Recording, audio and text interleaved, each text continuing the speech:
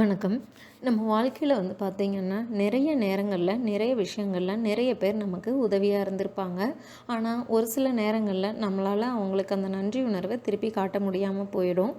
இது சமீபத்தில் இந்த ஜென்ரேஷனில் பார்த்திங்கன்னா, ரொம்பவுமே அதிகரிச்சுட்டு வர மாதிரி தான் தோணுது.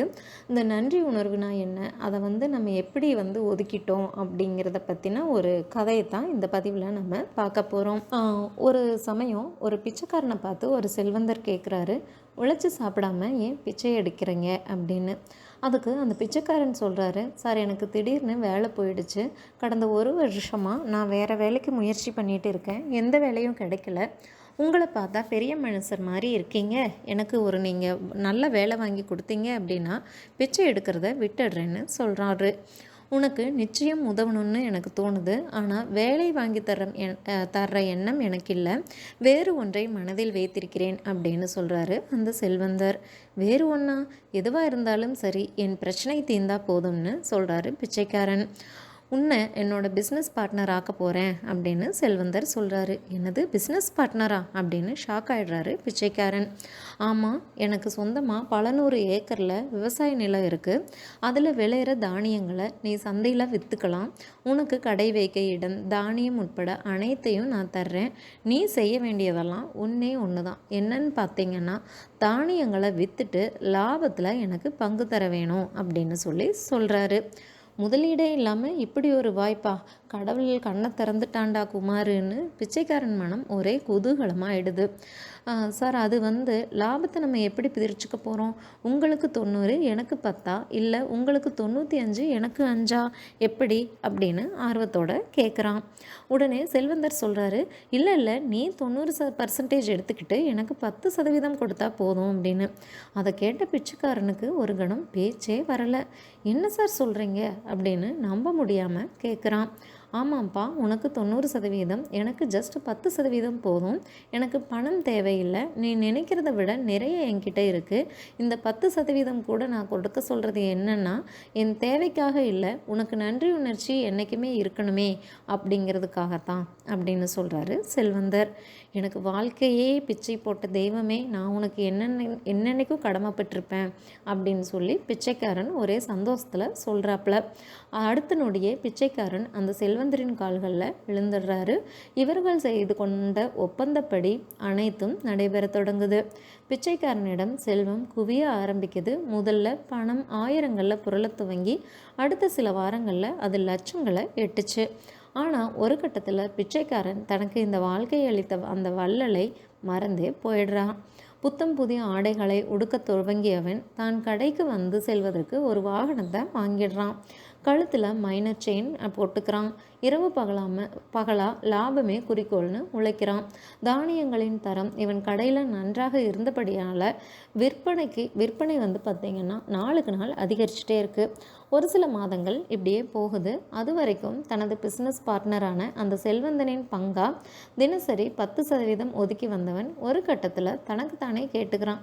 என்னோட பார்ட்னருக்கு நான் ஏன் 10% கொடுக்கணும்? அவன் கடைக்கே வர்றதில்ல. உழைப்பெல்லாம் என்னோடது. இரவு பகலாக நான் தான் வேலை செய்கிறேன். இனி எனக்கே 100% லாபம் அப்படின்னு பிச்சைக்காரன் செல்வந்தருக்கு கொடுக்குற அந்த 10% லாபத்தை கொடுக்காம நிறுத்திட்டு இந்த மாதிரி முடிவு செஞ்சிடறான். அடுத்த சில நாட்களில் செல்வந்தர் புது பணக்காரன் ஆகிவிட்ட பழைய பிச்சைக்காரனிடம் தன்னோட லாபத்தின் பங்கை பெறுறதுக்கு கடைக்கு வராரு. அப்போது பிச்சைக்காரன் சொல்கிறான், உழைப்பு எல்லாம் என்னோடது. அப்படி இருக்க உங்களுக்கு நான் எதுக்கு சார் 10% தரணும்? எல்லாமே எனக்குத்தான் சொந்தம். எல்லா லாபமும் எனக்குத்தான் சொந்தம்னு ரூல்ஸ் பேசுகிறான். அப்போது அந்த செல்வந்தனின் இடத்துல நம்ம இருந்தால் என்ன சொல்லுவோம் அப்படின்னு நம்ம ஒரு கணம் யோசித்து பார்க்கணும். இதுதான் நம்ம எல்லார் வாழ்க்கையிலும் நடக்குது. எல்லாம் நமக்கு கிடைக்க பெற்றாலும் காலம், நேரம், சூழல் மனிதர்களை எப்படி மாற்றுது? தூக்கிவிட்டவங்களை எட்டி உதைக்கிறது அப்படின்னு பல தருணங்களில் தற்போது நடக்குது. அதையே சாமர்த்தியம்னு பேசி புலகாங்கிதமும் அடைஞ்சுக்கிறோம். நன்றி உணர்வுகள் இல்லாமலும் ஏன் உணர்வுகளே இல்லாத மனிதர்களாக மாறிட்டோம். நாம் பெற்று ஒவ்வொன்றிற்கும் நன்றி உணர்வையும் வாழ்நாள் முழுவதும் சம்மந்தப்பட்டவங்களுக்கு நம்ம கொடுத்துட்டே இருந்தோம் அப்படின்னு சொன்னால் நம்ம வாழ்க்கை மேலும் மேலும் மேம்படும் அப்படிங்கிறத கண்டிப்பாக நம்ம புரிஞ்சுக்கணும். நம்ம தூக்கி விட்டவங்கள ஒரு கணத்தில் நம்ம மறந்துட்டோம், அவங்கள எட்டி உதச்சிட்டோம் அப்படின்னு சொன்னால் நம்ம பெற வெற்றிக்கு ஒரு அர்த்தமே இல்லாமல் போயிடும். அதனால் இந்த உலகத்தில் நாம் நன்றி சொல்ல வேண்டிய விஷயங்கள் நிறைய இருக்குது. தேவைப்படுற காலகட்டத்தில் பண உதவி செஞ்சவங்க, உடல்நிலை சரியில்லாத போது உதவினவங்க, தனக்கு நேரும் ஆபத்துகள்ல இருந்து காப்பாற்றியவங்க போன்றவர்கள் நமது நன்றிக்குரியவர்கள் அப்படிங்கிறத நம்ம மறந்துடக்கூடாது. அது மட்டும் இல்லாமல் நம்ம தினந்தோறும் எதிர்கொள்கிற அலுவலக உதவியாளர்கள் தொடங்கி அலுவலக மேலாளர்கள், சக பணியாளர்கள், பொது போக்குவரத்தில் பயணிக்கும் போது நம்ம பத்திரமா அழைத்து போகிற ஓட்டுநர்கள், நடத்துனர்கள், நமது வீட்டு வேலையை குறைக்கிற வீட்டு பணியாளர்கள் போன்றவர்களும் ரொம்பவுமே நன்றிக்குரியவர்கள். தமது அன்பால் நமது மனதை நிறைக்கும் குடும்ப உறுப்பினர்கள், நண்பர்கள், உறவினர்கள், வீட்டின் செல்ல பிராணிகள், கண்ணுக்கு விருந்தளிக்கும் அழகிய தோட்டத்து மலர்கள், இந்த உலகையே தன் ஒளியால் பிரகாசமாக வச்சிருக்கிற சூரியன், நாம் உயிர் வாழ உதவுற காற்று, தண்ணீர், ஆகாயம், நெருப்பு, பூமிக்கு, இது எல்லாத்துக்குமே நம்ம நன்றி உணர்வோடு இருக்க வேணுங்கிறது அவசியமாகுது.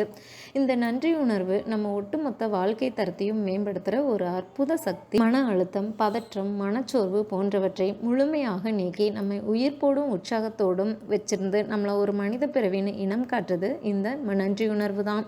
உறவினர்களிடையே நன்றியுணர்வு பாராட்டும் போது பச்சாதாபம், புரிதல் ஆகிய உணர்வுகள் வளர்ந்து உறவுகளை வலுப்படுத்தும். நன்றியுணர்வு மிகப்பெரிய நேர்மறை அம்சமாக இருக்குது. நெகிழ்ச்சியான சுபாவத்தை அளிக்குது. துன்பம், அதிர்ச்சி போன்றவற்றை கூட சமாளித்து அவற்றிலும் ஏதாவது நல்ல விஷயங்களை காணும் மனப்பக்குவத்தை இந்த நன்றியுணர்வு நமக்கு வளர்த்து கொடுக்குது. நன்றியுணர்வை கடைபிடிக்கிறவங்க குறைந்த இரத்த அழுத்தம், வலுவான நோய் எதிர்ப்பு அமைப்பு, நல்ல மனநிலை போன்ற சிறந்த உடல் மன ஆரோக்கியத்தை வச்சுருக்காங்க. நன்றியுணர்வு அப்படிங்கிறது ஒருவரை நுண்ணறிவு மிக்கவராக மாற்றும், உணர்ச்சிகளை கட்டுப்படுத்தும் திறனை அதிகரிக்கும். அதனால் அவங்க எல்லோராலும் விரும்பப்படும் நபர்களாக இருப்பாங்க. நன்றி உணர்வோடு இருக்கிறது அப்படிங்கிறது ஒருவரை நேர்மறை சிந்தனையோடு செயல்பட வைக்கிறதுனால வாழ்க்கையின் நோக்கம், இலக்குகளை நோக்கி அவங்கள சிறப்பாக செயல்பட வைக்குது. இதனால் அவங்களோட தனிப்பட்ட வளர்ச்சியும் அதிகரிக்குது. தூங்க போகிறதுக்கு முன்னாடி நன்றியுணர்வை நம்ம பயிற்சி செய்யும்போது மன அழுத்தம், பதற்றம் குறைந்து மனதில் நிம்மதி நிறைந்து அது நல்ல ஆழமான தூக்கத்திற்கு வழிவகுக்கும். ஒருவர் தான் எதற்காக நன்றி உணர்வு உள்ளவங்களாக இருக்கிறோம் அப்படிங்கிறதுல கவனம் செலுத்தும் போது நம்முடைய மதிப்பு, பலம், பலவீனம் உட்பட தன்னை பற்றிய கூடுதல் புரிதலை வளர்க்கறதுக்கும் உதவும். அதனால் நம்ம பற்றின ஒரு சுய விழிப்புணர்வு நிறையவே கிடைக்கும். நன்றியுணர்வோடு இருக்கிற ஒருவரது மனதில் வெறுப்புணர்வு நீங்கிடும். அதாவது ஒருத்தவங்க நமக்கு நல்லதும் பண்ணியிருப்பாங்க, அதே சமயம் அவங்க கூட நமக்கு சங்கடமும் இருக்கலாம். அந்த சங்கடம் இருக்கிற சமயத்தில் அவங்க செஞ்ச நல்லதை நினச்சிட்டு அதை நன்றியுணர்வோடு அணுகணும் அப்படின்னு சொன்னால் அவங்க மேலே இருக்கிற வெறுப்பு கொஞ்சம் கொஞ்சமாக காணாமல் போயிடும். நேர்மறையான அம்சங்களில் கவனம் செலுத்துவதன் மூலமாக பிறரை நம்ம எளிதாக மன்னிக்க முடியும். அதனால் அவங்க மனம் எப்போதும் ஒரு சாந்தமாக இருக்கும். நன்றியுணர்வை நம்ம தினமும் பயன்படுத்துறதன் மூலமாக வாழ்க்கை, உறவுகள் மற்றும் தனிப்பட்ட வளர்ச்சி, மகிழ்ச்சி, திருப்தி போன்ற ஒட்டுமொத்த நல்வாழ்வும் மேம்படும். தினமும் நன்றியுணர்வை பிரயோகிப்பதன் மூலமாக நம்மளால் ஏராளமான நன்மைகளை பெற முடியும். அதனால் என்றென்றும் எல்லா விஷயங்களுக்கும் நம்ம நன்றியுணர்வோடு இருக்கிறது கண்டிப்பாக இந்த காலகட்டத்தில் அவசியம். மேலும் தகவல்களுக்கு சேனலை சப்ஸ்கிரைப் பண்ணுங்கள். தேங்க்யூ.